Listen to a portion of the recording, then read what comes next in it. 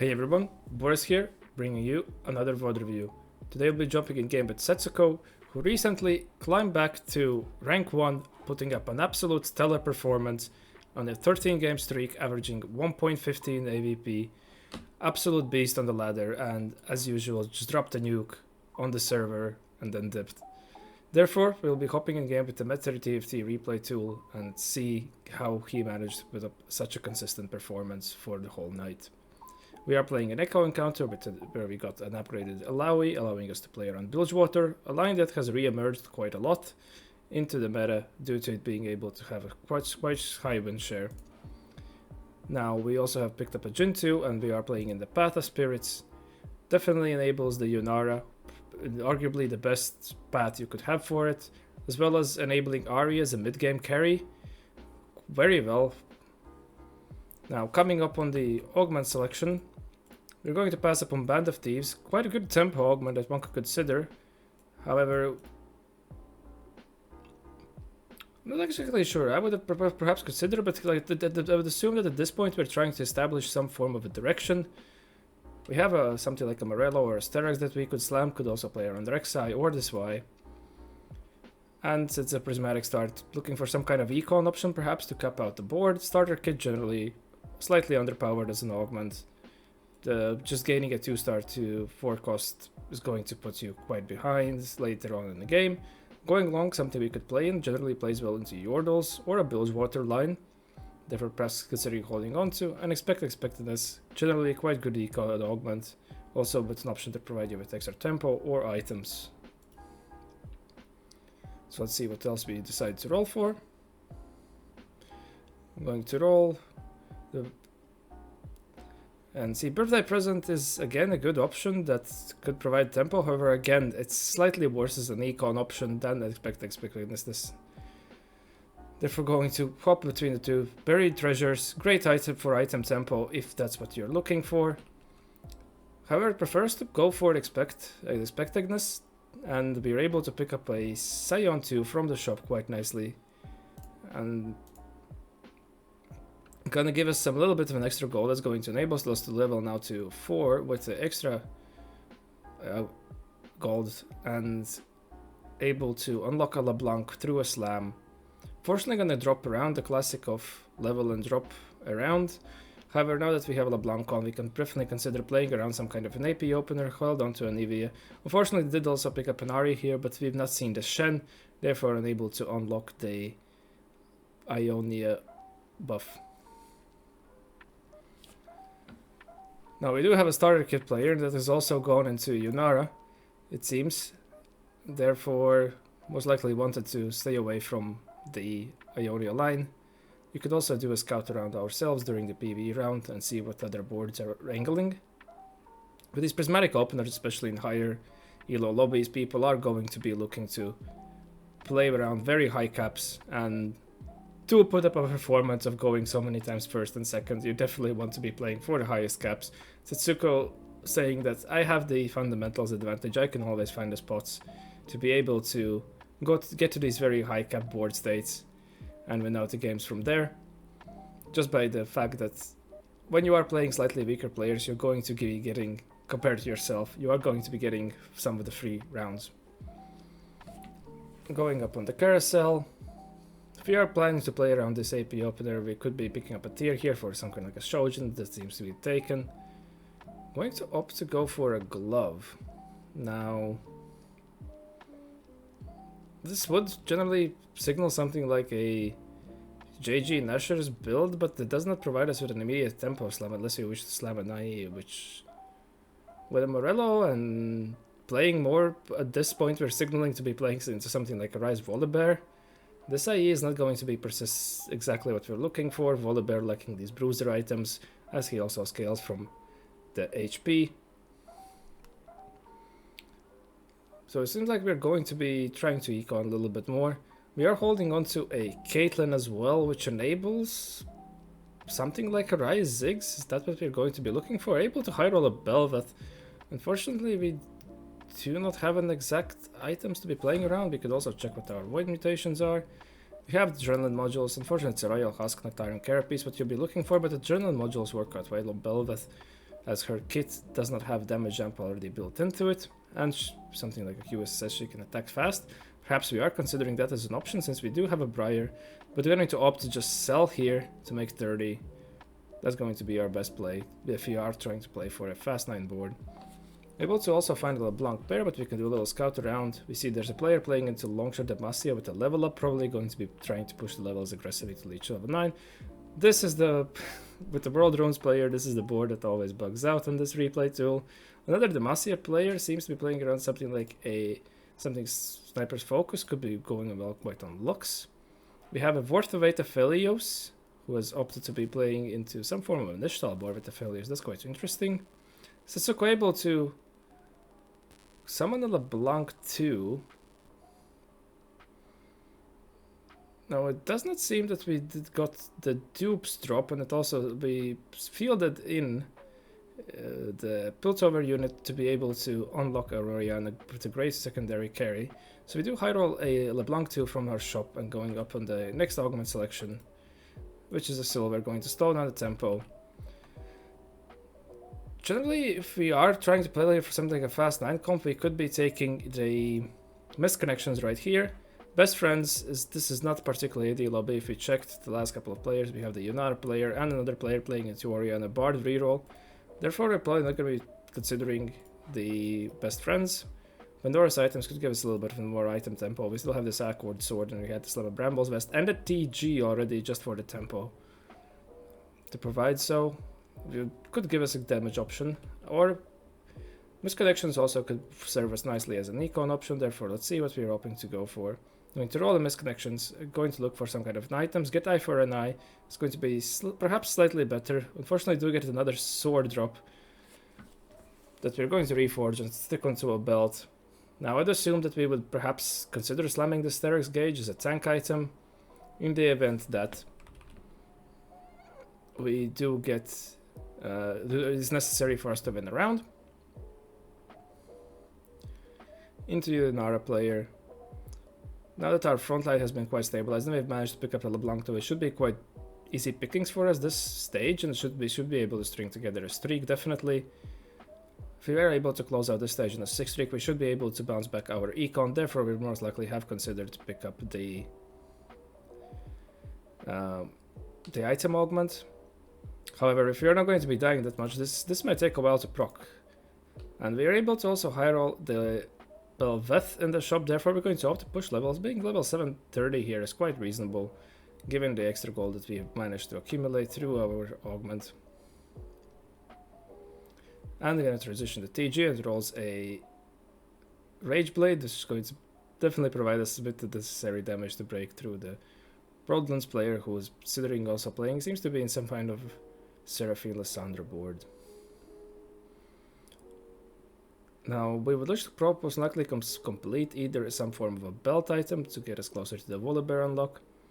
Firstly, the tier gets taken again, so we are able to kill the sword, but we might just opt for a GS slam right now at this point. And high roller Shivana. Now, this guy is definitely fighting all the ways to get his units in. Now with the Shivana damage reduction on the board as well, and our Pilchal module being the blast shields, we're definitely going to be having extremely strong board.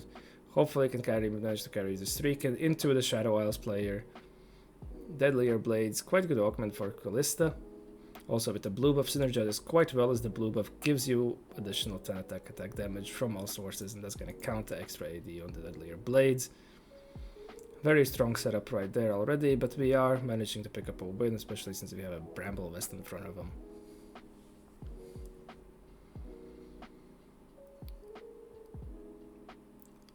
Now, let's see if we've managed to close out the stage into a Demacia player who has a Kaisa unlock. It's only Kaisa 1 on their front line. They do have a Garen, but it simply does not compare to the meat we have in front of them right now. Going to want to get the Fruit Bruisers in now, coming onto the next stage, and slot in the Volibear unlock as fast as we can. Picking up a double Scion as a potential for, perhaps if you're high rolling this card, might as well see if we can high roll a Scion 3, then we would have a tank sorted out for a while, since the Scion has been around and we've been win streaking, so its HP has been stacked. Now we finally get some AP items to complete. Sion a little bit lower on the HP count. Do pick up a Zillion and a Shyvana too from our Expect Unexpectedness and another shop high roll. Now this guy, I mean, I understand that you're extremely good player, but at this point, we have managed to put ourselves in a spot to be able to capitalize off these high rolls, right? This is where the nuance comes in. Sometimes when I say TFT is all just luck, but being able to put yourself in these spots and then being able to win from them out is also a measurable skill on its own. Now, Spears Build, we're probably going to reroll that right away. Arcane Victory could work well. We have the frontline stall at the moment for us, but I would generally Bleeding Spirit Link, even though it's not immediate value, it's generally overall as much of immediate value. It's generally a stronger augment in its form. Let's see what Setsuko opts to do. I'm gonna speed up a little bit. Yeah, going to roll these now. Exclusive customization, the comp can use convert queue items, could consider it. Or Malicious could also give us the extra gold if we have a strong board. We're going to go for exclusive customization, it's going to provide us with the item. And yeah, we are lacking Shred and Anti-Heal, so that's going to sort that out for us. Now, we are not even concerned about this Wallet Bear unlock for a while. This Shyvana 2 is going to provide us with a great secondary carry. Fier just check damage, already supporting the LeBlanc 2 quite nicely, that we have opted to go for the JG Nashers build on it. And having the utility on the Zillion who will be able to spread it extremely well. Of this high roll of a Shyvana 2, we are able to definitely make our way to level 9.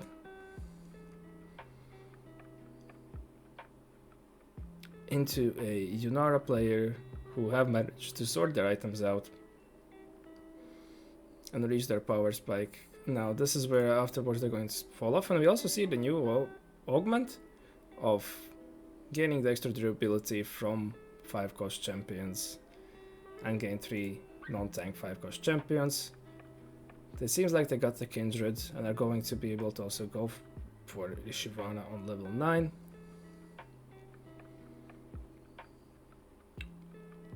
Now that we have utility sorted with this cloak, we could be looking for perhaps a QSSS here. Yeah, we're going to go for that. It's going to be guarantee a single item completed. Works well on Shyvana, works well on Volleyball later on. However, our I4&I drops as a tier. That's definitely going to transition into Adaptive Helm. Works quite well on these Invokers, as you gain 15 mana. Additional mana from all sources, and the Invoker trait in its own also gives you more mana, adding up additively right there. Now we do lose a round to the Shadowlands player right now, however we have the HP lead that we managed to accumulate, so probably going to be sacking the rest of the stage and just making our way to level 9 and seeing how we can cap out.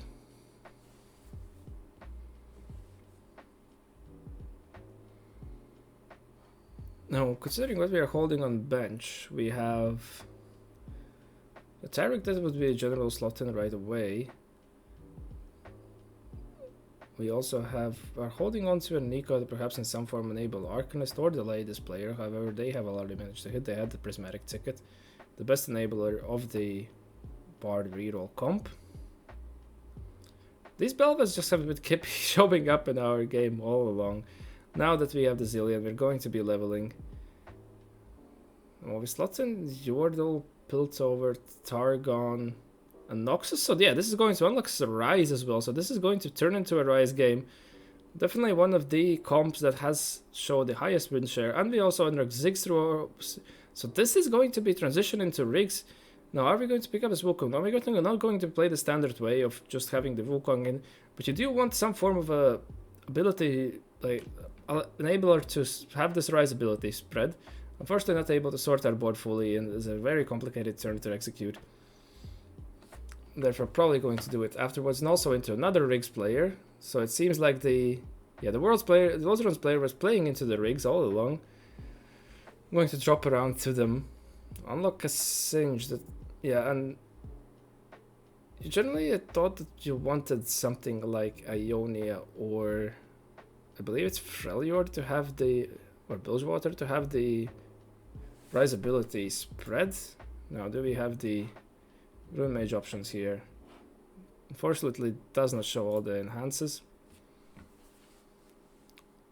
But let's see into the Masia player. We also managed to pick up a Lucian Senna too, providing the extra combat power to our team, and that's with the backline access that we do have the options to be able to take them out.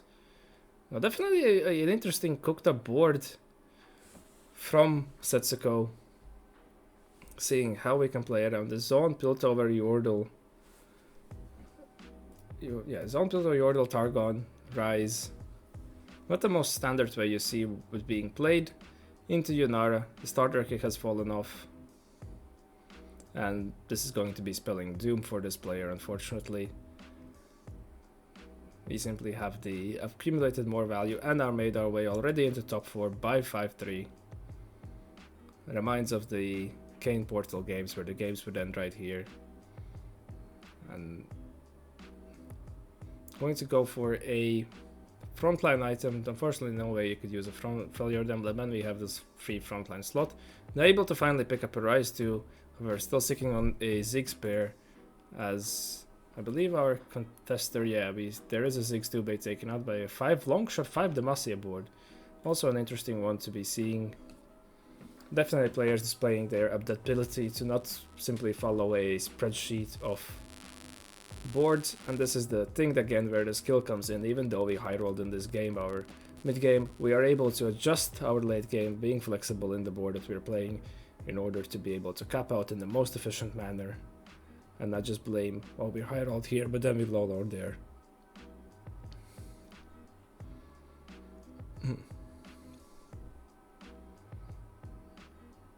Into a Shadowell's player who has done something interesting with their fresh positioning. The transition in the, I believe it to be the Vater Axiom, well, being able to apply their shreds quite nicely.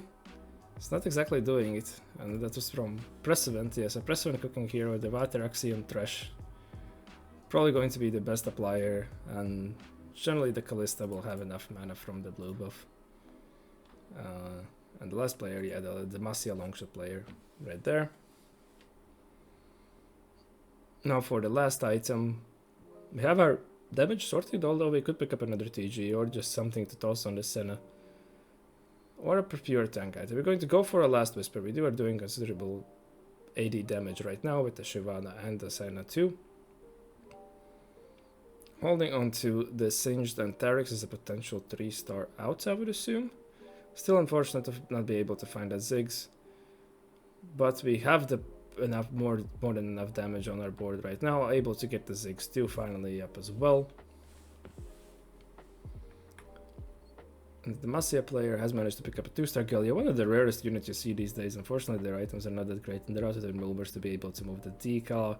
Definitely something off a little bit with their itemization, as probably were too aggressive with their remover use. So we should be able to pick up a win here, I would assume. Oh, it's very close, but we are able to. We have the... this board should have enough damage, however... they definitely put up a strong fight. Demacia also another comp that has performed a little bit better than some expectations were initial on this patch. Now that we are in 1v1 with Precedent, the Vitality 1-2. And it seems that the Precedent is chasing an Ambassador now. Another buddy, so they might allow us to hit, but we do have an Ambassador in our shop. Are we going to hold on to it? We are locking, yes, we are locking the shop. So we're going to make this harder. Does Precedent have a dupe? He has a 1 golden dupe, so there's only 1 Ambassador away anyhow. Able to yoink a TG from us, so we're just going to go for a frontline item. Going to try to see if we can roll. Now let's see what's happening on the Precedent side. It's going to start selling the board, see if we can hit the Ambassador. Still selling, still not there. We do find the Ambassador now. Now Ambassador 3 has seen itself be able to lose, but she... okay, with the recent damage changes, yep, she's just there and being able to obliterate our frontline and get the resets going and continue going. So Setsuko is going to say, alright, I'm out. But a very, very well played game, even though with a little bit of high rolls. Being able to adjust your endgame board to in accordance with what is being played in the lobby is definitely a spot recognition skill not everyone has. And I would like to thank you for watching, and I hope that you learned something new, and I wish to see you in the next one. Have a good one.